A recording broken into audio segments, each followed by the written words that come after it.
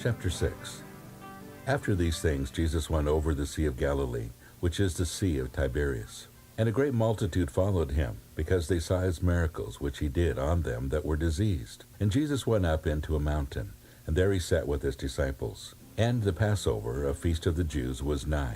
When Jesus then lifted up his eyes, and saw a great company come unto him, he saith unto Philip, Whence shall we buy bread, that these may eat? And this he said to prove him, for he himself knew what he would do. Philip answered him, 200 pennyworth of bread is not sufficient for them, that every one of them may take a little.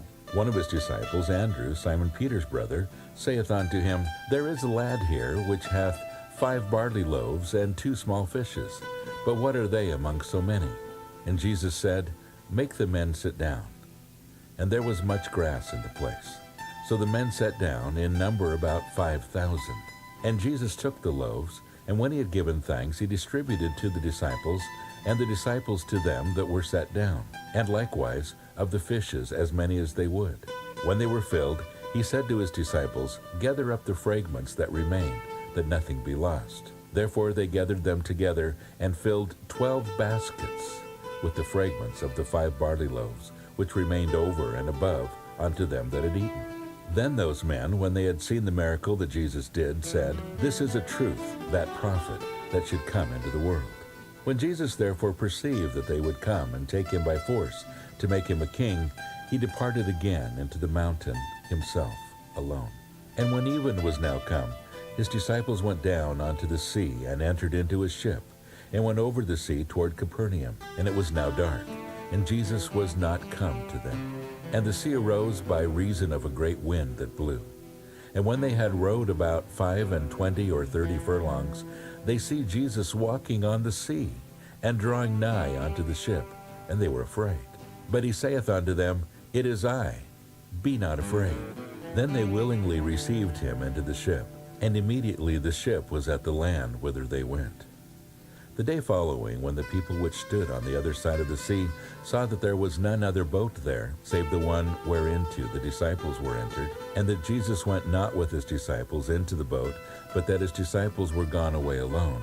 Howbeit there came other boats from Tiberias nigh unto the place where they did eat bread, after that the Lord had given thanks. When the people therefore saw that Jesus was not there, neither his disciples, they also took shipping, and came to Capernaum seeking for Jesus. And when they had found him on the other side of the sea, they said unto him, Rabbi, when camest thou hither? Jesus answered them and said, Verily, verily, I say unto you, ye seek me, not because ye saw the miracles, but because ye did eat of the loaves, and were filled. Labor not for the meat which perisheth, but for that meat which endureth unto everlasting life, which the Son of Man shall give unto you, for him that hath God the Father sealed. Then said they unto him, What shall we do, that we might work the works of God? Jesus answered and said unto them, This is the work of God, that ye believe on him whom he hath sent. They said therefore unto him, What sign shewest thou then, that we may see, and believe thee? What dost thou work? Our fathers did eat manna in the desert, and it is written, He gave them bread from heaven to eat. Then Jesus said unto them, Verily, verily, I say unto you, Moses gave you not that bread from heaven, but my Father giveth you the true bread from heaven. For the bread of God is he which cometh down from heaven, and giveth life unto the world. Then said they unto him, Lord, evermore give us this bread. And Jesus said unto them, I am the bread of life. He that cometh to me shall never hunger, and he that believeth on me shall never thirst. But I said unto you, that ye also have seen me, and believe not. All that the Father giveth me shall come to me, and him that cometh to me I will in no wise cast out. For I came down from heaven, not to do mine own will, but the will of him that sent me. And this is the Father's will, which hath sent me, that of all which he hath given me I should lose nothing, but should raise it up again at the last day. And this is the will of him that sent me, that every one which seeth the Son, and believeth on him, may have everlasting life, and I will raise him up at the last day.